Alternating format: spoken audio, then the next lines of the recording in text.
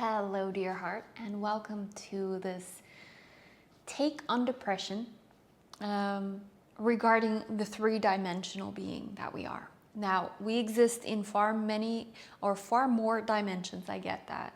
But to keep it really simplistic, in this video, I really want to just explain a little bit more in detail of the three-dimensional planes that we exist in and how they start interacting. So we can talk about the third dimensional plane first, which is known as your body, your sex, or your creative essence.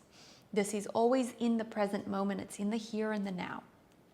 So your third dimensional body is your breath in your body. Your breath in your body is always present. Your breath in your body can never transcend into another time. It's always on this three-dimensional being, or plane, if I can call it that. So when we look at the polarity that exists within the three-dimensional plane, then that would be pleasure and pain. The body can feel pleasure and pain, and the body does not take the pleasure as good and the pain as bad. Sensations arises naturally and normally within the body, and to the body itself, it's not trying to avoid any or resist any bad pain, or it's not trying to cling on to or grasp towards any pleasurable feelings. That comes from the mind. So in that third dimension, we are really so truly in this reality, in this physical materialistic plane. So everything that arises here and everything that appears here to be solid, even though it is just a super dense form of energy, this is where the body resides. So this is the third dimension. The fourth dimension is a three-dimensional object that can move linearly through time, forward or backwards. So this is the mind. A lot of people refer to the mind being inside of their head, so they commonly mistake the mind as being the brain. Now, the mind does not just exist in the brain. The signals that we get from the mind does stimulate synapses and neural pathways that fire. That does happen, but the mind does not only exist in our head. So that's something that we can just take away from this, hopefully. So the fourth dimension is the mind that has the ability to project into the future or to travel into the past. The past and the future also exist in the now, because those memories, which that's all it is, those memories arise within the present moment. Okay, so that's why you might hear a lot of people say that there is only the now, there is only the present moment, there is no future, there is no past. Everything is right here. This is all it is. So when we are in the fourth dimensional plane, however, and we do go forward or backwards, because it comes back into the imprinting of how the neurons in the brain fire together and wire together, that we do influence the body, the systems, the metabolic rate, the hormones that's secreted, and from those, the proteins that is linking onto the membrane cells, and from there they reproduce. So the way that you feel in your body is closely connected, and it feeds and bleeds into where you are in your mind. And then the fifth dimensional plane is beyond time, beyond space, so the spontaneous eternity, if I can call it that. And eternity simply means that there's no timeline, there's no beginning, there's no end. And this is known as our heart space. This is the embodiment of the pure feminine energy you're feeling.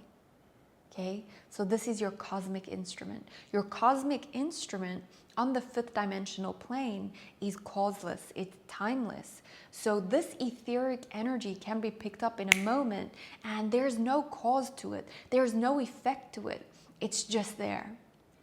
And this is something that's so misunderstood. If we look at the polarity of, sorry, let me retract. The polarity of the mind can be seen as good and bad. We label things as good and bad. But this labeling of good and bad, the mind comes up with the labels of good and bad, and then it tries to steer towards the good and it tries to steer away from the bad. Okay? In the heart space, however, if we look at the polarity, we could potentially name these frequencies of the different spectrum. It's the same spectrum, but just the opposite ends of it, if I can call it that. So this polarity of the opposite ends of the same spectrum could be labeled as happy and sad. Now, how do we align all of these? With the breath. They don't speak the same language, okay? The body does not speak language. The neocortex was developed and evolved, and it turned into us using specific sounds and arbitrary sounds, really, placing them together and then making sense of it and drawing and attracting meaning out of that. But the body does not speak in language. The body speaks in sensations, and the body speaks in feelings. The heart speaks in feelings too. Your feeling is your faith about what you think and believe about yourself. So the way that we align these two is from the pure source energy, which is prana, chi, life force. This is really, it's known that the breath is the gross energy of prana, and prana is the gross energy of the mind. So it all feeds and bleeds into each other. If you want to align that, take deep breaths without any pauses, and the deeper you breathe, the deeper you feel. Once you start aligning all of these three dimensions of your being, you will have such deep coherence between all of these stages of you.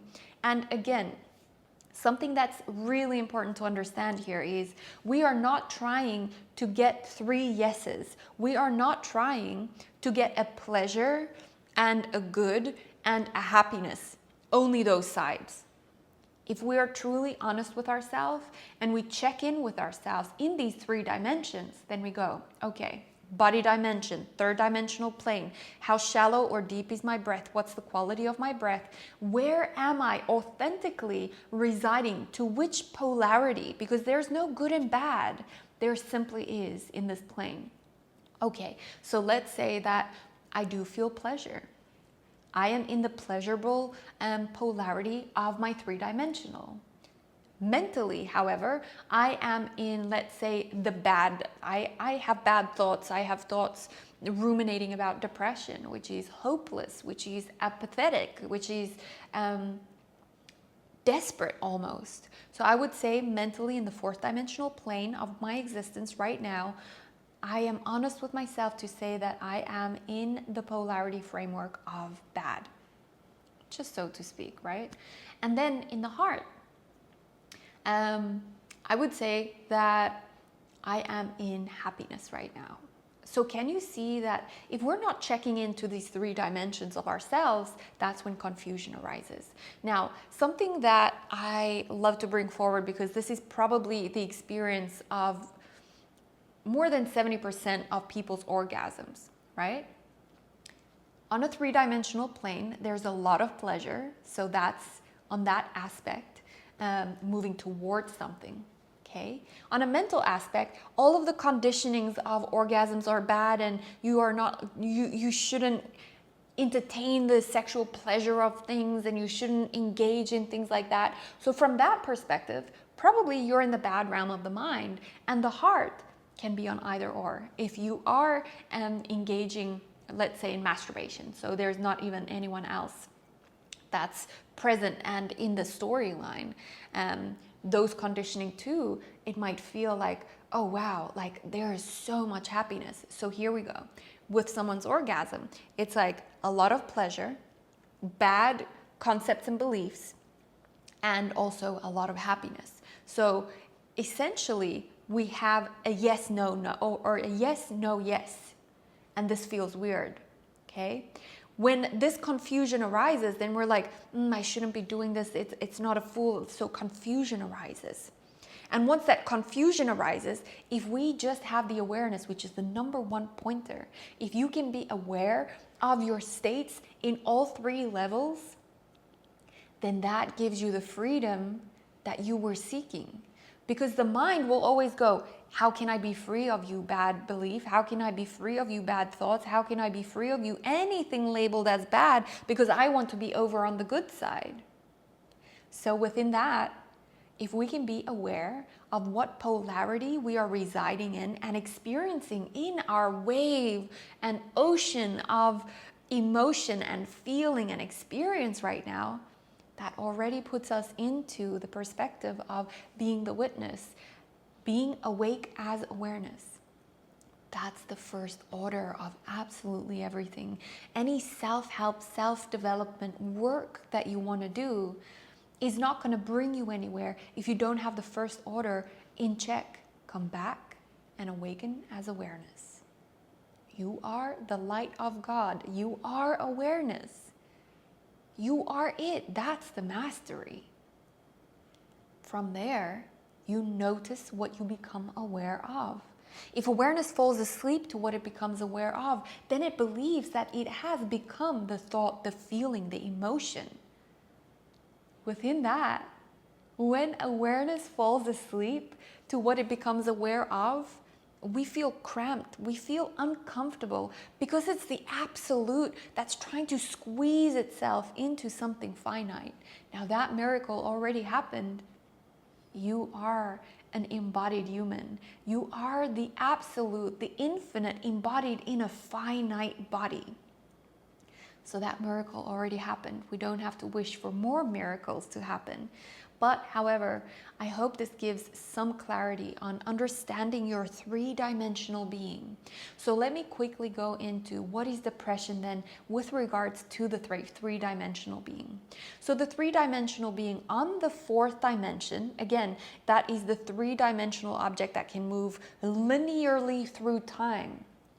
If it's moving towards the past and it's scanning the database of all the memories and all the experiences that you have had before, then it goes, that's not present here and that was there, so I am not okay and I need to get back there.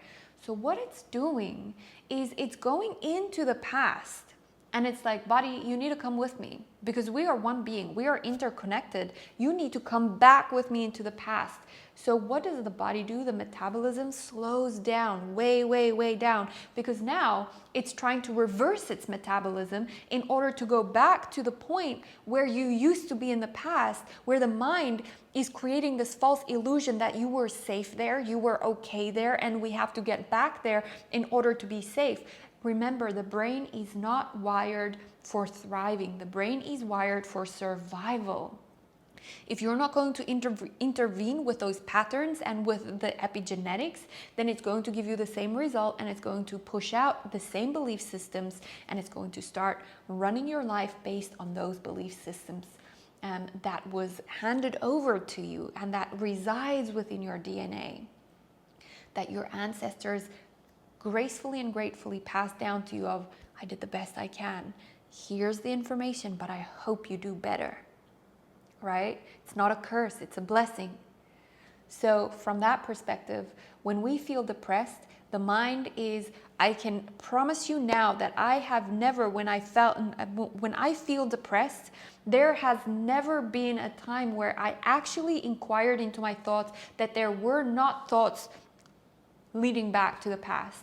Either it was through a feeling or through an emotion of hopelessness. Oh, I don't have now, and I used to have something that made me happy. I don't have the job that I want now or the income that I have now, and that makes me super unstable. And through that instability, I used to have that in the past, so maybe I should become a medical rep again, or whatever the story is. But what are you before that story? Can you wake up as awareness and realize and notice that your mind is taking you back into a past memory? There is no there. The past doesn't exist. It's only in the now. Now exists. That comparison that the mind is doing and trying to pull your body back, that's what's giving you the lethargic and apathetic feelings within your body now, because the body is trying to slow down its metabolic rate so much that it starts reversing it. And this is why you don't have energy. This is why you cannot get up. This is why you don't feel motivated. And if we flip the switch over on this one, what happens if you're feeling anxious? Now the mind is trying to project into the future. Oh, you need to do this, you need to do this, you're not where you're supposed to be, you have to be somewhere else, and you need to be in the future. You're not ready here right now. You will be in the future though. So it's creating a story of the future where you will be okay. And what is it doing to your body then? The third dimensional plane is being pulled into the future, into that realm where it cannot, because the body cannot go anywhere. The breath cannot go anywhere. The breath will mimic where the mind is trying to lead it though. It's the number one indicator. With that happening, you start feeling anxious because now your body needs to speed up its metabolism to such a degree that you actually get into the future moment where your mind is trying to pull you.